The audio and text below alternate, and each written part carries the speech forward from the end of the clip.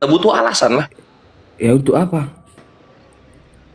Nah itu dia gitu. Itulah yang diimani oleh umat Enggak. Islam dan yang dikatakan oleh Tuhan kami gitu. Tuhan kami ini mempunyai sifat mustahil. Kalau sudah maha besar, mustahil maha kecil.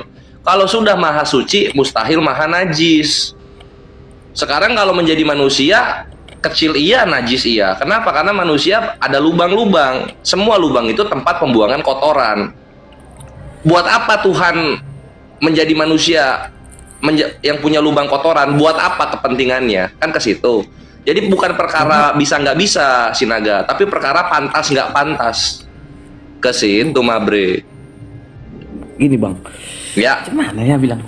Karena kan Tuhan ciptakan manusia. Baru kan karena dimakan manusia dan buah ini jadi berdosa. Lalu Tuhan bisa aja Tuhan memusnahkan manusia kan, bisanya kan? Bisa aja Tuhan memusnahkan manusia. Bisa. Tuhan itu bisa berkehendak apa saja. Iya, baru karena Tuhan ini masih sayang, setelahnya diberilah kesempatan. Setelahnya makin banyak manusia baru tidak mempercayai lagi Tuhan gitu. Bertahun-tahunnya larang. Jadi Tuhan itu sendiri lah datang. Setelahnya dia berkata. Jadi perkataan dia menjadi manusia, itulah Yesus itu bang. Nah ini yang gue bingung gitu. Ini kan manusia ya. Manusia ini nggak percaya Tuhan sehingga Yesus datang supaya manusia percaya kan gitu ya. Iya. Nah kenapa cuma di Yerusalem? Kenapa nggak keliling Nusantara, Amerika, Cina gitu, ke Turki, ke Persia? Kenapa cuma di Yerusalem? Nggak ada orang di bumi yang lain?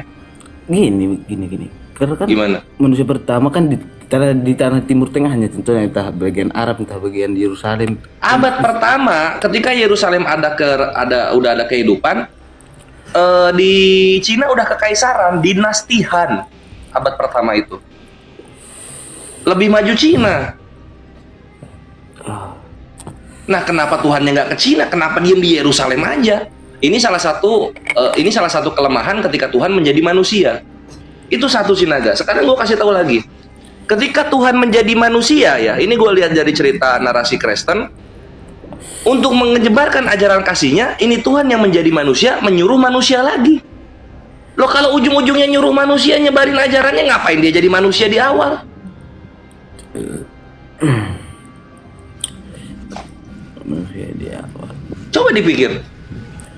Dia udah jadi manusia, ya udah dia aja yang keliling dunia gitu kan, menyebarkan saya Tuhan, ini ajaran saya, terima. Kenapa dia? Aduh, waktu saya sudah tidak banyak lagi, sudah saatnya saya ke surga, kamu yang melanjutkan. Jadi nanti orang-orang nyebar ke Cina, ke Persia, ke Brazil, ke Amerika. Woi, ada Tuhan lo turun di Yerusalem lo, gitu. Dia ngajarin ajaran kasih. Nggak ke sini dia, nggak. Kenapa?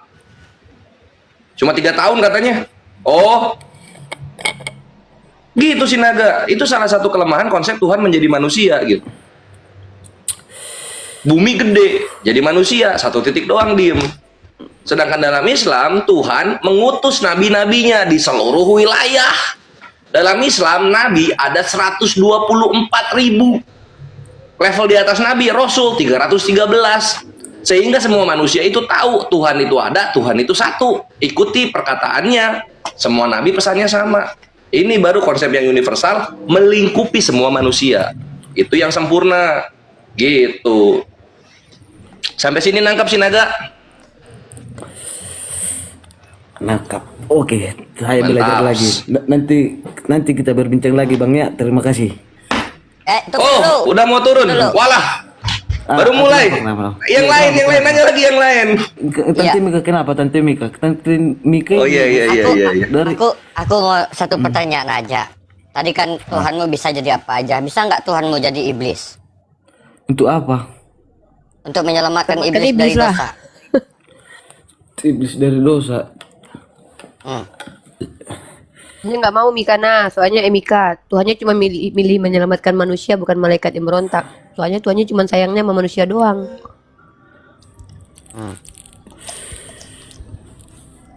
Belum nyampe saya ke situ. Oke. Berarti logikanya menurutmu bisa apa tidak? belum nyampe belum nyampe ke situ. Oke, belum nyampe ke ku situ. ganti sebelum turun ku tambah lagi pertanyaannya satu lagi. Bisa nggak Tuhanmu menciptakan Tuhan lain selain Dia? Tuhan menciptakan Tuhan itu satu loh, satu nih Tuhan itu. Sama Ya bisa nggak Dia Tuhan menciptakan? gini Tuhan itu satu. Kan maha bisa ngapain, bisa ngapa saja, apapun bisa dilakukannya. Bisa nggak Tuhanmu menciptakan Tuhan lain selain Dia? Bisa nggak Tuhan ini menjadi iblis untuk menyelamatkan iblis? Menyelamatkan iblis. Logika macam apa iblis menyelamatkan iblis? Ini pertanyaannya Ya. apa ini? Pertanyaan Tuhanmu menjadi manusia. Dengar dulu. Manusia berdosa. Tuhan menjadi manusia untuk menyelamatkan manusia. Nah, iblis juga berdosa. Kenapa Tuhan tidak menjadi iblis agar menyelamatkan iblis? Kan iblis itu berdosa karena mengkhianati Tuhan ya, istilahnya dia iblis ingin menjadi Tuhan, istilahnya jika di atas Tuhan, makanya kayak gitu. Manusia kan hanya Di kecintaannya mana kurang. iblis ingin menjadi Tuhan? Ya, Mikael. Iya, siapa itu? Kapan deh? Kapan Kapan dia mengatakan dia ingin menjadi Tuhan? Gak ada. Gini loh singkatnya dalam Trinitas, 3 Tritunggal. Pernah dengar nggak, Bu Tante Mika? Iya, tahu aku itu tahu. Ya, yang aku tanya kan Tuhanmu bisa jadi apa aja untuk menyelamatkan manusia, bisa jadi apa aja. Ya kamu pun mengatakan tadi Tuhanmu jadi bisa nggak buat apa? Karena memang nggak tahu buat apa, ngapain ya kan? Nah, Tuhan jadi iblis bisa nggak untuk menyelamatkan iblis? Kan ciptaannya juga itu. Kan iblis memang untuk nerakanya iblis. Memang untuk neraka iblis. Ya. Baru jadi nggak ada lain di neraka. Baru kemana lah orang-orang jahat. Berarti Tuhanmu menciptakan iblis untuk di neraka gitu. Aduh, jahat banget nih Tuhan nih. Sama iblis kejam banget. Padahal iblis muji dia loh. Aduh, parah nih Tuhan. Kan Jahat banget nih Tuhan. iblis lah yang berkuasa atas neraka. Jadi sama kalian nggak Wah, ada iblis. iblis diciptakan buat menguasai neraka ternyata. Iya. Saudara, Jadi siapa yang menguasai neraka? Menurut Uniripa. Siapa? seluruh alam Menguasai? semesta ini yang menguasainya adalah Allah. Masa iblis punya kuasa? Aduh, parah nih. Berarti iblis di neraka nanti, wah, aku adalah raja di sini. Wow. Konsep Aku konsepnya tanya mirip ini. ya. Aku tanya Mirip ini. Hades. Jadi Mirip si Hades. ketika Jay sama iblis Hades ya, Jay sama Iya, Hades iya. cocok. Ketika iblis menguasai neraka, apakah bisa Tuhan masuk ke neraka, datang ke sana atau jalan-jalan? Izin dulu lah sama iblis Mika. Itulah Kristus mati kan itu sebab mati baru dikalahkannya kematian itu. Neraka itu termasuk kematian Wah. juga. Butuh 3 Mati hari itu ngalahin adalah iblis. upah Ya. dosa baru dikalahkan Yesus. Enggak, dosa itu. aku tanya, Tuhanmu itu sekarang kan neraka itu kan dikuasai oleh iblis. Bisa nggak Tuhanmu masuk ke dalam neraka ini? Ya itulah yang tadi. Bisa lah. Bagaimana caranya? Ya Yesus mati baru hidup lagi berarti dikalahkannya neraka itu. Oke, berapa lama dia mengalahkan neraka itu? Tapi 3 hari dia bangkit. Berarti Dikalahkannya. neraka ini berat mengalahkannya ya, butuh waktu 3 hari Tuhan untuk mengalahkan neraka ya. Kalah mak penjer nih. Pantes ada ini. Pantes ada ini Mika, pantes ada apa? Perang naga di sorga itu kan. Mungkin salah satunya itu turun ke neraka tadi. Perang naga itu. Lanjut. Ya, coba aku tanya, Tuhan. begitu beratkah bagi Tuhan untuk mengalahkan neraka, butuh waktu 3 hari bagi Tuhan untuk mengalahkan neraka? Enggak gitu Mika. Soalnya kan kata si Jeki Sembiring kan pada hari Sabat Tuhannya istirahat. Iya, Gitu kan? ya kemarin itu. Iya kemarin itu. Iya. Jadi sebenarnya Tuhannya Kristen ini mengalahkan iblis di neraka itu cuman 1 hari. Cuman karena hari Sabat Iya. libur, ya besoknya pun dicampur libur. Jadi Tuhan mengalahkan beristirahat, break time. Jadi ngobrol sama iblis, cerita-cerita. Kok mirip ini ya? Kalau misalnya 1 hari itu kok mirip dengan pola perhitungan waktu di bumi ya, 24 jam 1 hari doang. Iya, coba saya tanya nih ke Sinaga nih. Lanjut. Kamu terima Tuhanmu membutuhkan waktu 3 hari untuk mengalahkan iblis gitu? Berat banget ngelawan iblis gitu. Ya memang dalam tertulis caranya Kristus duluannya dihina, kami dihina. Apalah, memang Kristus dihina duluannya. Kami dia pun udah Yang biasa. Gitu. kok merasa dihina nih? Saya mau Enggak. tanya, menurut Dihina kamu Tuhan, istilah- Yesus itu 3 hari butuh melawan iblis. Sekuat itukah iblis sehingga Tuhanmu saja butuh waktu 3 hari mengalahkan dia gitu? Gimana membilangkannya? Kamu terima itu Tuhanmu harus butuh 3 hari ngelawan iblis gitu? Si Kores saja Sebetulnya nampar kalau- iblis mungkin 3 menit pingsan iblis sama dia. Ini Tuhan 3 hari butuh waktu gitu. Mirip ini ya, Ciat, ciat, Avenger ya, ciat, sedangkan ciat, Thanos. ciat, ciat. Ya kan? Iya juga, Ciat, mirip ciatnya perang 3 Avenger. hari gitu. Ya jadi Iya. 3 hari dia melawan iblis di neraka itu, di alam maut itu ya. Mungkin hari pertama tonjok-tonjokan, hari kedua tampar-tamparan, hari ketiga mungkin timpuk-timpukan. Ah, menang gua kata Tuhan ya kan. Udah gua selesai balik. Butuh 3 hari buat Tuhan melawan iblis. Kuat juga iblis ini ya. Mirip Kekuatan ini dari loh, mana film itu? apa? Film Avenger itu loh ini kan. Sama perang sama Thanos itu kan. Tapi terserah lah, nggak apa-apa sih kalau memang kamu Ini apa percaya ya Kores Tuhan kasih dalil begitu. aja Al-Maidah 17. Memang bahasa apa memang? Itu Tuhannya orang Kristen ini butuh 3 hari buat ngelawan iblis. Bukan 3 hari memang Kalah iblisnya. Itu udah memang tertuliskan memang Katanya Yesus sih kalah. harus mati 3 hari tapi dalam gini Terus kenapa masih ada orang jahat? hah tapi Jadi begini. iblis berkuasa atas orang jahat berarti iblis sedang menguasainya Udah contohnya dikalahin Yesus katanya. iblis berkuasa. Katanya udah dikalahin Yesus iblisnya. Kok masih ada kuasa dia? Ah, ini tuh apa? Sampai beres nggak sih gitu? Kenapa nggak Memang nggak beres? memang kalau dibahas sebetulnya tadi nggak ada memang beresnya ini semua tapi Ada beres. Lah kalau nggak ada beres yang ngapain ke dunia orang mati Yesusnya? itu untuk membuktikan itu Tuhan dan hidup seperti Yesus. Paham gak sih Bang? Membuktikan ya yang namanya Tuhan kan ketika berkata maka terjadi gitu kan. Nah ini kenapa nggak berkata aja iblis kamu kalah, tidak ada lagi iblis gitu kan udah beres iblisnya. Ini iblisnya masih ada sampai sekarang. Tapi untuk mengadili orang yang masuk neraka masuk surga, kalian percaya juga kan surga neraka? Iya cuma iblisnya nggak mati, buat apa dia ke dunia orang mati kalau gitu? Untuk membuktikan dia bisa berkuasa dalam dia menguasai misalnya iblis masih di bawah dia gitu loh.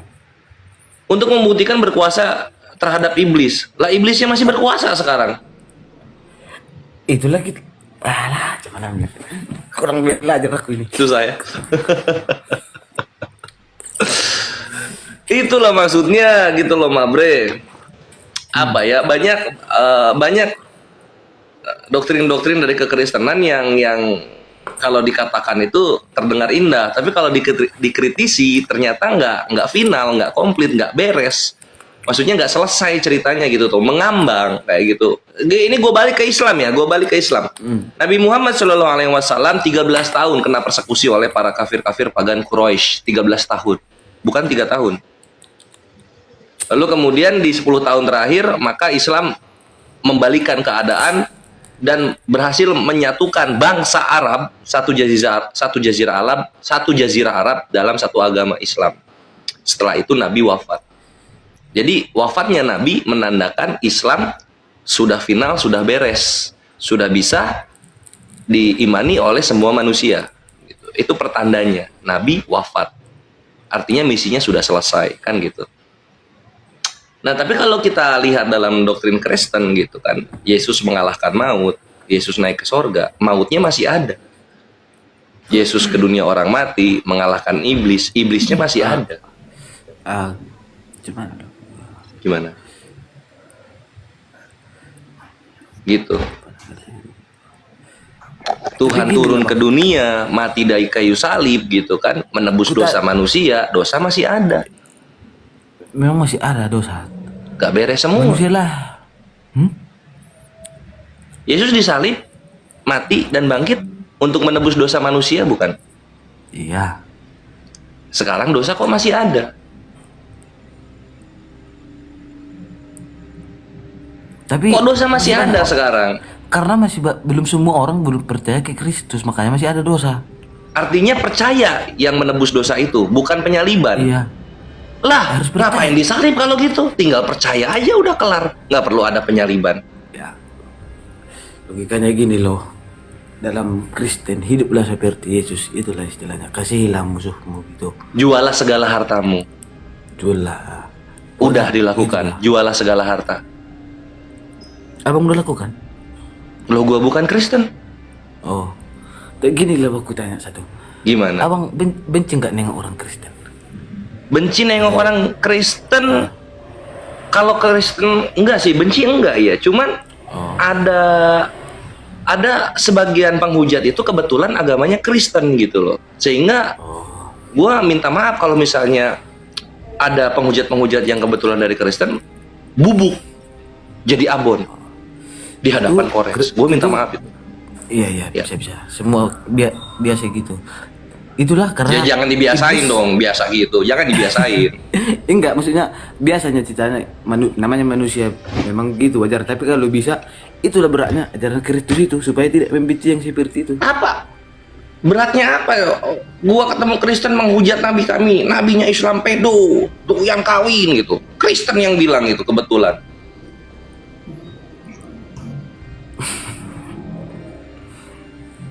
Terdiam. Cuma gue bingungnya kayak gini gitu, karena kan apa ya namanya tuh? Kalau nggak salah orang-orang Kristen itu berkata itu dituntun Roh Kudus gitu. Iya, tapi Masa Roh Kudus menuntun kalian berkata-kata menghujat kepada agama lain? bukan, tapi ada iblis. Sekarang diri kita pun, kau kan kayak abang lah. Abang pun pasti contohnya dari, bukan jangan dulu dari agama, dari apa? Lawanlah dirimu sendiri dahulu gitu istilahnya. Kayak nafsu abang lah, itu diri abang sendiri. Takluk sama gua. Kan Nafsu gua takluk sama gua. bisa Karena gua takut sama takut Bisa. Tuhan gua. Bisa lah. berarti abang nggak berdosa. Apa sih apa misalnya? Apa misalnya contoh kayak gini? Misalnya kayak gini, apa? Mabok alkohol haram nggak gua lakuin. Ah, Takluk tuh diri gua sama gua. Berzina haram nggak gua lakuin. Takluk diri gua sama gua. Apa? Mencuri. Oh, gua nggak mencuri, nggak gua lakuin. Takluk diri gua sama gua. Jadi apakah gua perlu Tuhan turun ke bumi menebus dosa sehingga gua tidak berbuat dosa lagi? Nggak perlu. Karena dengan diri gua yang takut dengan perintah Tuhan, maka gua pun terhindar dari segala dosa-dosa besar. kayak gini lah. Pernah nggak Apalah? abang contohnya kilap, nggak pernah kilap. Khilaf. Dalam Islam aku nggak tahu kilap, tapi orang Iya, khilaf itu Nggak sadar diri. perbuatan yang kita lakukan secara nggak sadar sehingga merugikan orang lain. Ya pernah lah. gini bang, di itulah kalau abang hilap berarti iblis sedang berkuasa dalam abang. Itulah kilap menurutku istilahnya. Di situ Nah, iya kalau dalam Islam kan konsepnya memang iblis ini akan menggoda manusia sampai hari kiamat. Nggak ada konsep di pertengahan zaman manusia ini iblis ditaklukkan dan kalah, itu nggak ada. Memang iblis itu ditangguhkan sampai akhir zaman menjadi ujian bagi manusia. Itu dalam Islam. Tapi kalau dalam imannya si naga, iblis ini ketika Yesus mati, 3 hari dia di dunia orang mati, memusnahkan iblis, bukan memusnahkan istilahnya. mengalahkan iblis. Begini loh. Mengapain? Kan pernah nggak abang dengar Yesus berkata gini, contohnya, Apa? akulah hidup dan jalan kebenaran, yang gitu. Akulah Yohanes 14 nomor 6, akulah jalan dan kebenaran dan hidup. Tidak ada yang datang kepada Bapa kalau tidak melalui aku. Betul? betul. Mau disembah jalannya? Itu membuktikan itu contohnya. Yesus itu hanya apa? Hanya Jalan. Yesus hanya jalan. Yang disembah, tujuan dari jalan ini membawa kalian. Kemana tujuannya? Kepada Tuhan yang benar. Satu-satunya Tuhan, inilah hidup yang kekal. Mengenal Dia sebagai satu-satunya Tuhan, dan mengenal Yesus Kristus sebagai yang engkau utus gitu. Tapi Sinaga Bonor, kalau memang mau menyembah si jalan ini, sang jalan ini, Yesus Kristus,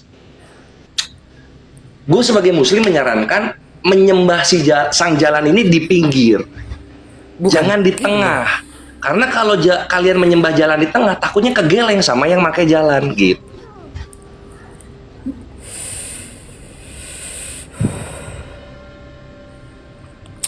Gini lah, aku tanya lah bang. Boleh tanya yang banyak mah bre. Oke. Kita sharing-sharing aja nih ya. Menurut abang, apalah doa Menurut itu? saya doa. doa. Iya doa itu aja. Apalah doa? Doa itu kalau itu dari bahasa Arab doa. Artinya itu kalau nggak berseru meminta. Meminta. Terus terus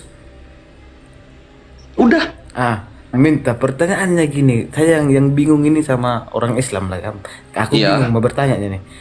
Kenapa lah doa-doa Islam harus dihafalkan? Contohnya doa makan contohnya harus dihafal. Contohnya kan terima kasih. Kami kan nggak dihafal-hafal, berarti meminta, mengucap terima kasih, meminta kepada Tuhan. Baru kenapa harus dihafal? Kan doa itu meminta dari hati. Baru ngapain dihafal kalau memintanya? Kan doa meminta untuk Tuhan. Ngapain dihafal? Itunya mau aku tanya. Kenapa lagi dihafal? Oke, mantap pertanyaannya. Doa dalam Islam ada sebagian banyak itu dihafal. Contoh misalnya doa mau makan, doa mau tidur, doa mau masuk kamar mandi, doa mau keluar rumah gitu kan. Banyak kali doa ini. Ini menandakan Islam itu sempurna. Sampai hal-hal kecil itu aturannya langsung datang dari Tuhan. Bukan kita inisiatif sendiri, bikin sendiri gitu. Tapi doa tadi meminta, contohnya ke abang lah. Adakah doa mau pergi jalan contohnya? Buat mau pergi satu tujuan, ada doanya bang? Ada lah. Misal contoh kita mau keluar rumah, kita yang simpel-simpel aja lah. Misalnya kita mau keluar rumah, Bismillah, sudah sampai tujuan, Alhamdulillah. Melakukan hal yang tidak kita sadari itu adalah dosa, Astagfirullah. Itu semua kan doa. Mengingat kepada Allah, meminta kepada Allah. Jadi doa itu selain legitimasinya kami datang langsung dari Tuhan, bukan bidat gitu kan. Yang kedua adalah apapun yang dilakukan Islam, yang pertama kita ingat Tuhan dulu. Sinaga Bono. Ya memang. Ada doa yang nggak sama ya. Ada misalnya contoh kita ingin kesembuhan bagi penyakit kita yang spesifik orang gitu kan, sakit, atau doa pengen kaya di umur berapa ya. Ada doa yang kita sendiri yang bikin sesuai nurani kita gitu. Cuma banyak doa yang sudah Nabi kita tuntun untuk kita, sehingga memudahkan bagi kita untuk mengingat Allah, berdoa dan meminta kepada Allah gitu bre. Baru gini bang, ada lagi pertanyaanku. Silahkan. Kalau ngaji lah, baca Al-Quran kan, baca Al-Quran. Ya. Kan Al-Quran itu kan perintah Tuhan ya, aku bilang perintah Tuhan itu kan. Al-Quran kitab suci. Di dalamnya ada perintah Tuhan, ada kisah-kisah nabi-nabi, ada hikmat. Ya. Ya, pokoknya cerita Tuhan tentang perintah Tuhan lah gitu kan. Ya. Baru dari mana lah contohnya orang mengaji dapat pahala, sedangkan dia hanya membaca perintah Tuhan dan tidak memahami. Apalagi kita orang Indonesia kan mana semua ngerti bahasa Arab. Cuman ceritanya dapat pahala?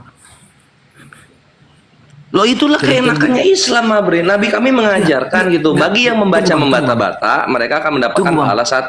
Yang lancar dapat 2. Tunggu, Ya. belum selesai. Kemana dia menjalankan perintah Tuhan, tapi dia sendiri tidak mengerti apa yang diucapkan Tuhan. Kan kita orang Indonesia mana bisa mengerti semua bahasa Arab. Nah, ini dalam Islam itu gitu. Kami belajar itu bukan sok tahu sendiri. Enggak. Lu punya kitab Al-Quran, lu membaca gitu, lu menghafal, tapi pengajarannya datang dari guru, ustadz, syekh, maulana, habaib, dari guru. Nama sistemnya apa? Talaki. Lu belajar mata ketemu mata, guru ketemu murid. Bukan lu baca, lalu lu mengerti, lalu lu menyimpulkan sendiri, oh begini maksudnya. Nanti kita menjadi 40 ribuan denom kalau kayak begitu. Ilmu dalam Islam harus bersanad, harus ada gurunya jelas dari siapa. Baru gini lah contohnya. Kalau contohnya kayak aku lah contohnya, aku jadi guru karena orang tak paham, Kuda bodoh contohnya misalnya aku bertanya nih. Nggak bisa, kalau umat Islam pasti bertanya. Lu guru agama, iya. Siapa guru lu ditanya nanti? Sinaga Bonor siapa gurunya? Ilmunya harus bersanad, ilmunya tuh harus sampai kepada sahabat, kepada Nabi Muhammad SAW. Nyampe nggak lu? Nyampe. Gitu. Makanya kalau misalnya orang awam ya baca nggak ngerti gitu, ini maksudnya kemana? Ya belajar ke guru. Jangan lu sok tahu sendiri gitu kan.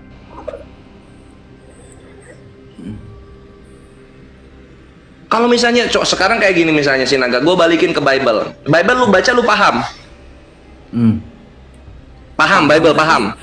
Masih banyak yang nggak Nah paham. kalau sekarang kalau paham lu paham terjemahannya atau paham bahasa aslinya? Terjemahannya memang kami kan. Ya kalau gitu semua agama juga paham terjemahan. Bahasa aslinya lu paham nggak? Nggak paham. Itu dia. Ada guru yang mengajarkan lu nggak soal bahasa aslinya? Tahu tapi nggak tahu nih. Itu dia gitu, itu bedanya sama Islam. Kami bahasa aslinya dikasih plus gurunya gitu. Kalau terjemahan doang nggak usah pakai guru. Sekarang kayak gini ya, coba ini kita lihat 6 agama, 4 yang gua tahu, yang kitab sucinya. Hindu, perhatikan Sinaga Bonor, Hindu, Weda itu bahasa kitab sucinya Sanskerta, ada di dalam kitab sucinya, pakai bahasa Sanskerta. Lalu disandingin terjemahan. Buddha Tripitaka, bahasa kitab sucinya bahasa Pali, ada itu bahasa Pali di kitab sucinya, lalu ada terjemahannya. Islam Al-Quran, bahasa kitab sucinya bahasa Arab, ada terjemahannya juga kan. Sekarang Kristen dan Katolik, kitab sucinya langsung terjemahan, bahasa aslinya kemana? Istilahnya contohnya aku ngomong sama abang bahasa Inggris, abang bisa berarti bahasa Indonesia, ngapain aku ngomong bahasa Inggris kayak gitu loh Pak, kayak gitu Lu sama gua ngobrol lagi belajar agama atau lagi ngobrol di warung kopi? Bukan gini Bang. Bukan, maka dari itu nggak nyambung kalau lu sambungin ke gua. Ini kita kalau belajar agama dari kitab Bang. suci. Bukan gitu Bang. kan? Tapi terjemahan toh kayak gitu. Gimana lu mau ngerti apa yang benar-benar diucapkan oleh tokoh-tokoh dalam di kitab suci kalau lu pakai terjemahan? Ini maaf ya, Yesus kan nggak lahir di Betawi. Iya nggak? Artinya dia ketika berbicara bukan pakai bahasa Indonesia. Iya betul. Betul kan? Nah sekarang bagaimana lu mau mempelajari apa yang benar-benar Yesus katakan kalau hanya patokan terjemahan, lalu menganggap dengan gegabah diri lu paham gitu loh. Kok gegabah sekali bilang lu paham? Gua kira orang Kristen bilang paham itu dia ngerti bahasa Yunani, bahasa Ibrani. Gua kira ke sana. Ternyata cuma paham bahasa terjemahan. Tapi kan contohnya gini lah, kayak tadi juga bahasa terjemahan samanya contohnya bang gini, samanya arti air sama water. Baru bahasa aslinya contohnya bahasa apa kita buat? Oke, sini gua bahasa aslinya gua kasih contoh sini ya. Yohanes 14 22 ya. Tunggu ya, Yohanes 14:24. Di sana ada frasa, ada klausa Allah itu roh. Tahu itu? Pasti dengar ya di ini ya. Iya kan? Dengar ya. Nah, sekarang bahasa aslinya tahu nggak apa?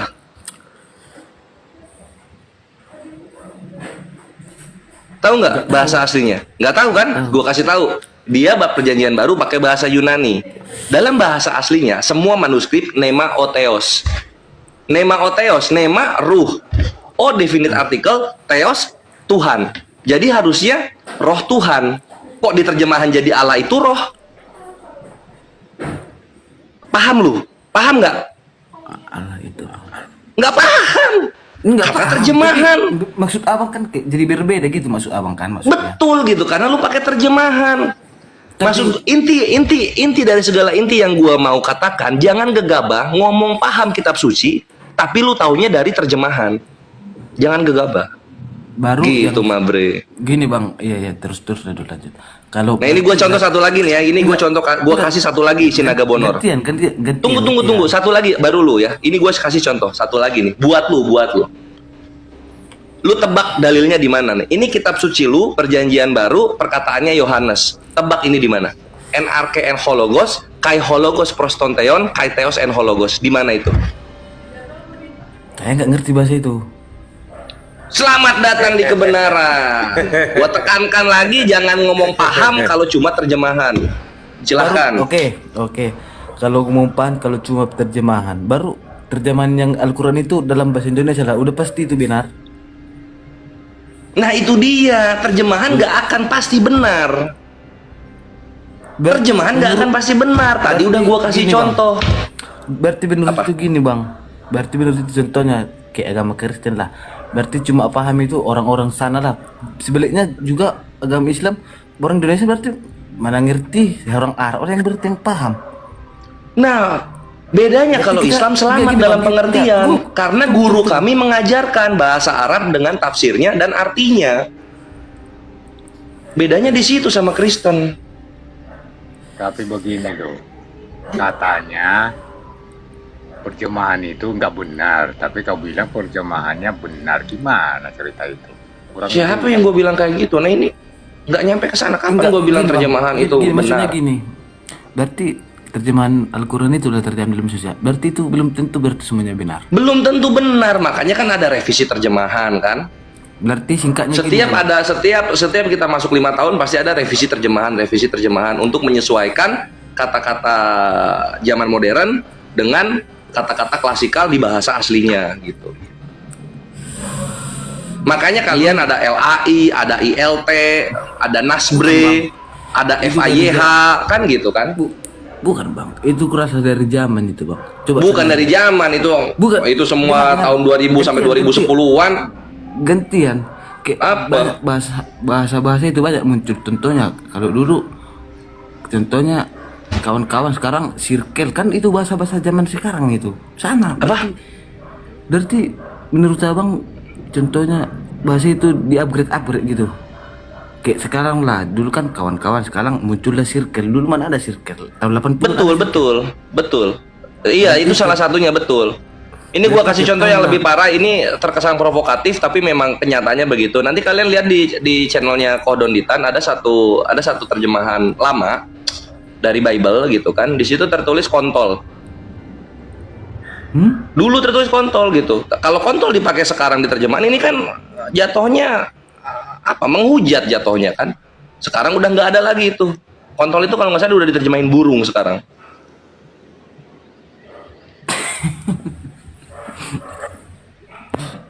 Ini bagian akademisi ya, bukan maksudnya mau ngehujat. Pin, serius, Pin? Yes. Ada itu di Kodon ini nemu aja yang gitu-gitu. di mana ditemukan? Serius, Pin? Belum Ada. Di ayat apa? Ada sama Kayaknya Pak Dance perjanjian ada lama itu. deh kayaknya.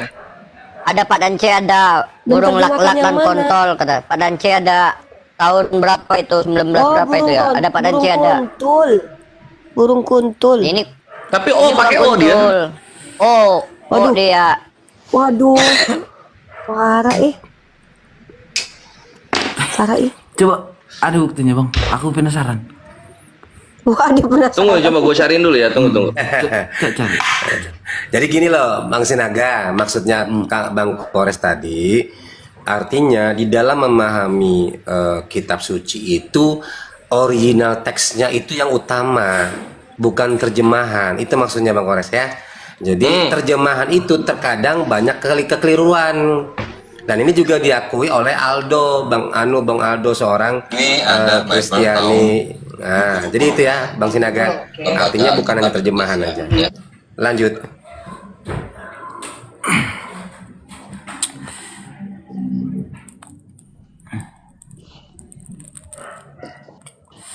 Tapi begini sih menurut saya sih masalah agama ini. Itu sibuk Kalau dibahas banget. nggak ada habis. Sibuk banget sih ngurus-ngurus agama orang, mau dia sembah batu, mau jadi apa, mau jadi apa. Nah, nih. Jadi apa. Nah, Tunggu ya, ini gue putar dulu. Betul itu. Oh pasrah. Nih, terjemahan 1958. Lembaga Alkitab Indonesia. Mana? Ini burung lak-lak dan Kontol tuh itu tulisannya. 8. Dan kontol. Ini maksud gue terjemahan itu akan selalu Kontol. direvisi mengikuti zaman. Selamat datang di kebenaran. Itu maksud gue Sinaga. Jadi balik lagi seperti poin yang ingin gue katakan. Tunggu, kamera gue harus balik depan dulu. Nah, deh. Balik lagi seperti yang gue katakan dan gue tekankan sama lu ya. Kalau cuma ngerti terjemahan, jangan ngomong lu paham di depan Islam. Bukan gini loh, Itu, Bre. terjemahan. Contohnya Kalian kenapa bilang kalian oh wah percuma Islam gitu pakai bahasa Arab tapi nggak paham gitu. Bahasa Arab. Sesedikit-sedikitnya Islam paham bahasa Arab jauh berkali-kali lipat lebih banyak daripada Kristen yang paham bahasa Yunani. nggak sama aja nih itu contohnya kayak air. Oh, jauh dong. Bahasa Inggris. Jauh dong. Kalian tiga generasi dari kakek, bapak sampai ke Sinaga Bonor ini, gue yakin keluarga kalian nggak ada yang ngerti bahasa asli kitabnya. Sedangkan kami Muslim yang tahu, kami Muslim walaupun yang paham sedikit, kami tahu Bismillah itu dengan menyebut nama Allah, Ar-Rahman Ar-Rahim itu yang Maha Pengasih lagi Maha Penyayang. Alhamdulillahirabbil alamin, segala puji bagi Allah Tuhan semesta alam. Kami tahu sampai sana. Coba kalian, Yesus berkata, baptislah dalam nama Bapa, Putra, dan Roh Kudus. Bahasa Yunaninya apa? Tahu. Itu dia. Tahu tapi betul Ibrani kalau artinya sama ya itu juga nih itu ceritanya. Tangnya itu dibilangkan. Jangan Ibrani, ini gua kasih satu. Yohanes 14:24. Nemahotheos kok terjemahannya jadi Allah itu roh. Nemahotheos, ho itu kan sang atau si. Kalau mau itu dalam bahasa Yunani bisa hina, bisa hoti. Dapat dari mana kata itunya? Kalau mau adalah pakai estin,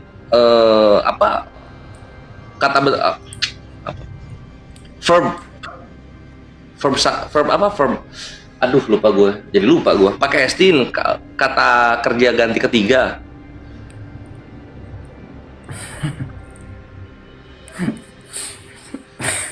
Alhamdulillah. Jadi gitu Sinaga maksud gua. Mohon maaf kalau ada kata-kata yang menyakiti, tapi banyak poin-poin yang ingin gua ajarkan, yang ingin gua jelaskan kepada lu supaya lu mengerti gitu, supaya lu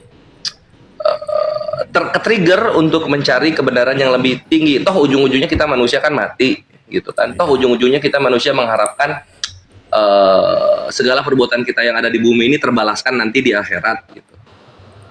Sungguh sangat menyesal lah seorang manusia ketika dia masuk ke dalam neraka yang paling hina selama-lamanya. Gitu sih Naga. Itulah dari gua yang bisa gua sampaikan. Oh, masih mau lanjut apa-apa? Enggak, dari kan aku hidup. Contohnya dari kawan-kawanku pernah bilang di Islam itu contohnya neraka jahanam tingkat tertinggi gitu kan. Baru tingkat 7, baru dibasuh di tingkat 7 bisa dari neraka bisa ke surga. Betul nih itu? Betul banget. Selama lu punya iman sebesar biji zarah sebagai muslim. Kalau lu kafir, no mercy. Bisa udah masuk neraka bisa lagi masuk surga, udah mati. Bisa. Iya, karena iman Islam itu membuat kita tidak takluk kepada neraka.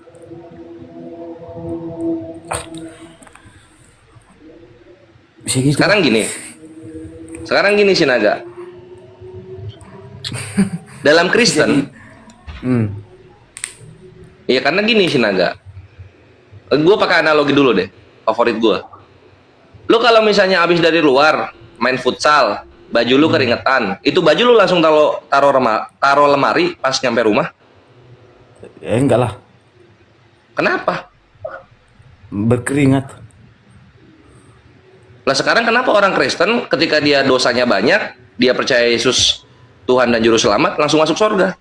Enggak langsung masuk surga bang. Itulah pemahaman orang abang. Nggak langsung masuk surga, kemana dulu kalau boleh tahu? Kan kita harus meyakini dulu, menjalankan hidup seperti Kristus dulu. Iya, nah sekarang dia mati dalam keadaan ngebunuh, korupsi, memerkosa gitu. Kemana dia?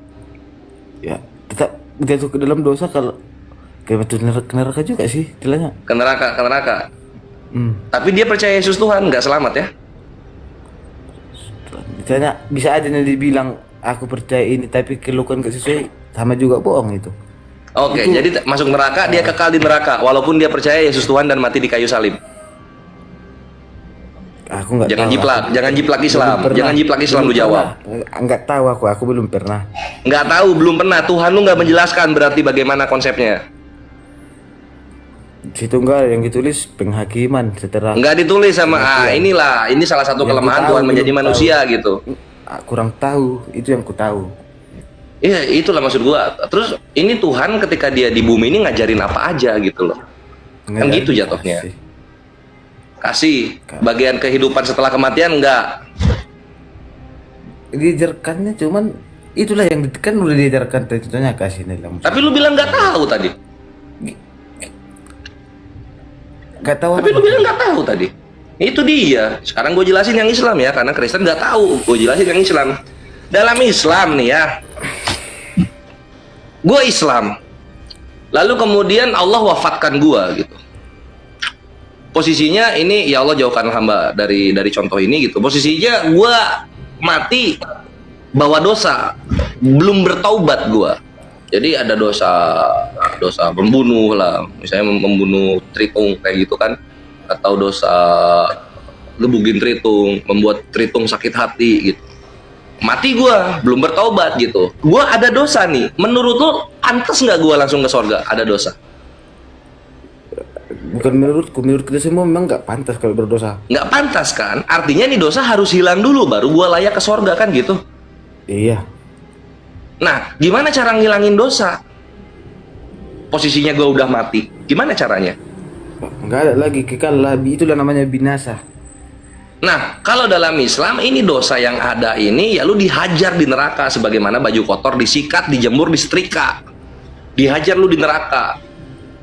Lu nikmati dosa-dosa yang belum lu taubat, dosa-dosa di mana lu menyakiti orang lain gitu. Lu nikmati itu, disiksa lu di neraka. Kalau misalnya Sinaga, Bonar disiksa selamanya, padahal dosa lu bukan dosa menyekutukan Tuhan, ini nggak adil. Toh orang-orang yang dipenjara karena berbuat kriminal juga ada bebasnya kan? Iya nggak? Betul. Nah sekarang neraka masa nggak seadil begitu? Tentunya neraka lebih adil dong. Oh ya udah disiksa, dia udah merasakan siksaannya, ya udah saatnya dia dibebaskan dari neraka. Itulah Islam gitu, logis di otaknya. Makanya banyak umat memilih Islam, walaupun dia miskin, walaupun dia banyak salah, tetap dia memilih Islam. Kenapa? Karena masuk di akal, di logika gitu. Ya lu coba bayangin lu ada dosa, masih ada dosa, belum dibersihin dosanya masuk surga, najis dong surganya. Belum ketemu sama korban-korban di mana lu berbuat dosa, yang lu maling, yang lu pukulin gitu kan, yang lu kata-katain, kata lu di surga iya gua di surga, kan lu ngata-ngatain gua, ya nggak tahu. Gue di surga aja ini enak, wah nggak adil nih, nggak suka gue kayak gini, kan gitu jatuhnya.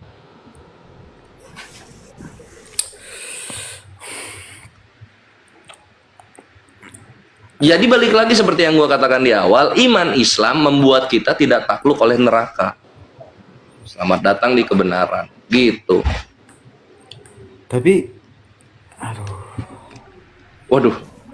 aduh itu kalau di counter aduh gitu. Mau nanya jangan dulu aduh. Itu kalau kayak gitu artinya lu mau nanya, otak lu udah ngejawab sendiri gitu ya. bukan, ini apa harus hati-hati gitu ya. Enggak apa-apa, saya aman-aman, silahkan.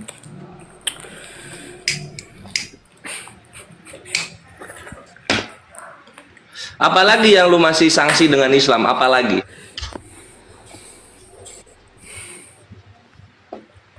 Ya itulah Tapi lu di Kristennya aja jarang-jarang ibadah, apa kabar di Islam ya? Apa kabar di Islam? memang jarang, tapi aku tidak percaya. Soalnya Kalau di Islam percaya doang nggak cukup, lu harus ngebuktiin. itulah yang apa bilang tadi, kayak gitulah juga lah sama Yesus, percaya doang tapi perilaku nggak membuktikan, kayak gitu juga nih tadi. Ya perilakunya kan cuma berbuat baik sama orang lain. Itu buat gua gampang banget berbuat baik sama orang lain. ada pengemis kasih makan. Gini bang, konsepnya gini. Berbuat baik sama orang lain apa susahnya sih? Enggak. Ya apa susahnya? Enggak gini. Kalau Apa dong? begal sama begal berkawannya itu, tapi begal sama korban bermusuhan. Harus bisa lah korban mengasihani begal ini, kayak gitu loh susahnya. Itulah makanya gue ini ada ide gimana kalau hukum pidana di Indonesia untuk orang Kristen diganti sama hukum kasih. Sehingga apa? Negara membantu orang-orang Kristen menjadi Kristen, menjadi lebih Kristen gitu loh. Itu susah. Nggak bisa, ada negara. Iya, negara ini ya seperti kita tahu sendiri. Iya kan enak ya kalau misalnya negara membantu Kristen menggunakan hukum kasih gitu kan. Iya nggak enak nggak? Jadi ketika Kristen kemalingan ngadu ke polisi, nah polisinya nanti bukan nyari barang yang dimaling, tapi polisinya bawa lu ke konseling gitu kan. Sabar Pak, ampunilah dia, berdoalah untuk kebaikan dia. Siapa tahu motornya Bapak lebih layak dia yang pakai daripada Bapak, kan gitu. Nanti dia ya gimana? Sebetulnya memang kalau menurut Tuhan harus bisa seperti itu. Iya harus bisa, makanya negara kalau misalnya negara berperan aktif membantu Kristen seperti itu kan lebih bagus tuh, iya nggak? Misalnya ada keluarga Kristen gitu kan, kepala rumah tangganya dibunuh, lalu keluarga Kristen ini mengadu kepada polisi, Pak, ayah kami dibunuh gitu kan. Nanti dari pihak kepolisian, oke masuk Bu, kita ke bimbingan konseling gitu, karena sudah diganti hukum pidananya dengan hukum kasih untuk kawan-kawan Kristen. Bapak, Ibu, anak-anak, adik-adik, Ibu sabar, ampunilah orang yang membunuh ayah kalian. Ya memang kalau bisa kayak gitu. Itu istilahnya kalau dalam Islam kok takdir namanya. Aduh bukan, kalau dalam Islam nggak begitu lah bre. Kalau dalam Islam ada kisos namanya. Apa takdir itu bang? Takdir. Kalau takdir itu ketetapan Tuhan. Tuhan sudah menetapkan seperti itu, maka itulah yang terjadi gitu. Itulah mungkinnya takdirnya seperti itu. Tapi dalam Islam juga ketetapan Tuhan tuh nggak sesimpel itu. Ketetapan Tuhan, bukan ketetapan ya jatuhnya. Tuhan juga menetapkan syariat gitu. Nah ini yang nggak dimiliki Kristen. Syariat Islam melindungi hak-hak dari korban kezoliman. Kalau hukum kasih mikirin pelakunya toh, kalau hukum syariat Islam itu mikirin sama korbannya juga. Jadi korban mempunyai hak mendapatkan keadilan dari apa yang dia dari kerugian yang dia rasakan. Itu dalam Islam.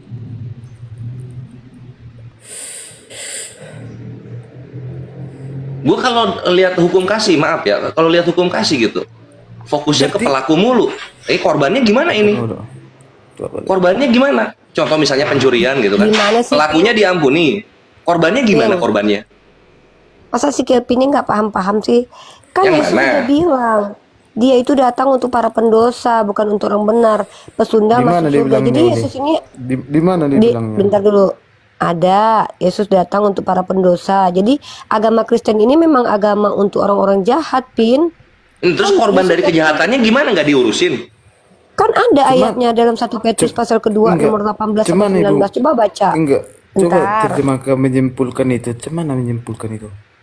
Bentar dulu, Gimana? saya ngomong sama Kelvin dulu. Nanti kamu sama Kelvin aja. Pin, kan ada ayatnya itu, Pin.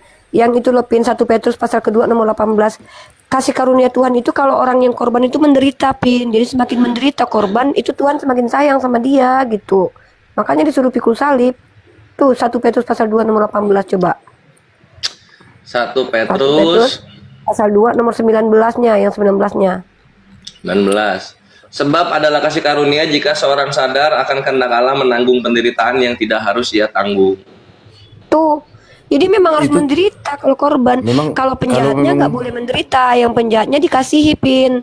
Misalnya, Pin, si Sinaga ini kan penjahat koruptor, dia nggak boleh dilawan kalau dia jahat, harus dikasihi. Tapi kalau lu pas jadi korban, lu harus menanggung penderitaan itu karena kasih karunia Tuhan. Kalau lu menderita, ajaran Kristen kan memang ajaran untuk orang-orang jahat. Paulus jahat, coba pagan Romawi, semua orang-orang Romawi jahat. Jadi Kristen kan semua. Pokoknya kalau jadi jahat, pokoknya jadi Kristen deh. Makanya pesunda lebih dulu masuk kerajaan surga. Makanya si Kelvin ini nggak jadi Kristen. Soalnya lu nggak sejahat Paulus sih. Makanya lu kalau Gitu. mau jadi Kristen jahat dulu loh gitu kok. Kan Yesus bilang, aku datang untuk orang-orang berdosa, bukan untuk orang benar. Mana sih?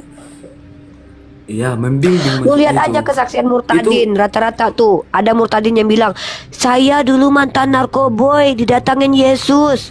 Saya dulu mantan pesundal, didatangin Yesus. Saya dulu penipu, kata si Kace. Si Kace dulu nipu di Mekah, katanya di Arab dia nipu, langsung didatangin Yesus.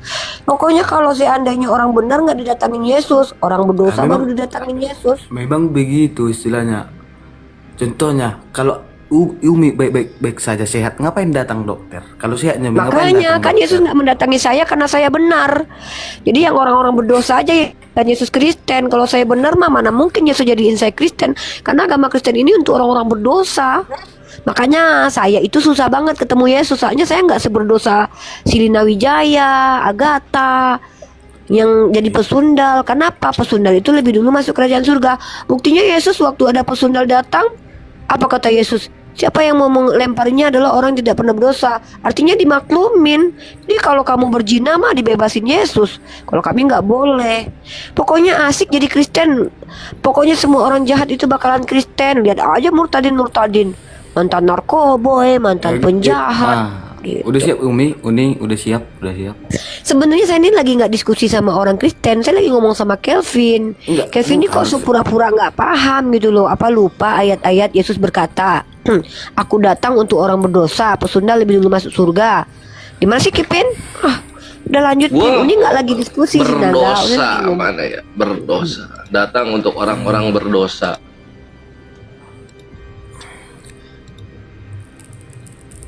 Matius kan itu? Iya nih ayatnya, bentar.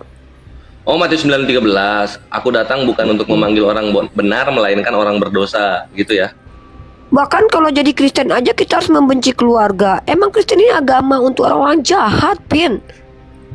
Kalau korbannya nggak boleh ngelawan, Pin. Contoh Oh, ini tuh, Lukas jangan 15. melawan orang yang jahat kepadamu. Kalau kau ditampar pipi kiri kasih kanan. Si naga ini kalau mamanya ditampar nggak boleh lawan loh. Itulah pemahaman Uni ini. Loh, Itulah pemahaman Uni. coba saya tanya, Itu kan ketika pemahaman Yesus Uni berkata, kan. bukan pemahaman saya, itu tertulis jangan melawan orang yang jahat kepadamu, kata Yesus. Sekarang saya tanya, boleh nggak ngelawan kalau ibumu ditampar di samping kamu? Kalau secara manusia memang tak boleh, tapi menurut Tuhan itu tak Loh. boleh memang. Ajaran ini sebenarnya ajaran untuk manusia atau ajaran untuk hantu sih? Katanya secara manusiawi nggak bisa. Kan ajaran Itulah ini untuk beratnya, manusia. Berarti ini Itulah ajaran nggak bisa dilakukan lah. Ngapain diajarin kalau nggak bisa dilakuin? Gimana sih? Itulah beratnya mengikuti Yesus Uni, biar mengerti Uni. Nah, berarti mengikut Yesus ini berat, betul? Betul. Sangat Kalau berat. memang kalian berat, ngapain Yesus mati buat kalian? Tuh kalian disiksa juga sama Yesus. Aneh aja. Yesus sudah mati buat kalian. Tahu-tahu dia suruh nyiksa diri kalian lagi pikul salib. Enggak. Kalau gitu ngapain dia mati? Ya Allah. Itulah susahnya. Makanya kami nggak mau jadi Kristen, susah banget. Udahlah di dunia menderita, surganya nggak punya apa-apa. Nggak enak jadi Kristen itu. Enggak, aku tanya satu aja pertanyaan. Kenapa Yesus itu buat Selamat, aturan susah ini gua mau begitu closing buat dulu. umat Kristen? Oh ya, Closing dulu dikit. Selamat datang di kebenaran. Demikianlah diulang. Selamat datang di kebenaran. Demikianlah yang bisa gua sampaikan untuk extend durasi di YouTube Kores nanti gitu kan. Selamat menikmati di CSCC 2 Kores Sultanate, di mana Mujahidin silaturahim kepada Kores Kris di Bali gitu ikhwan. Yuk Assalamualaikum warahmatullahi wabarakatuh. Selalu.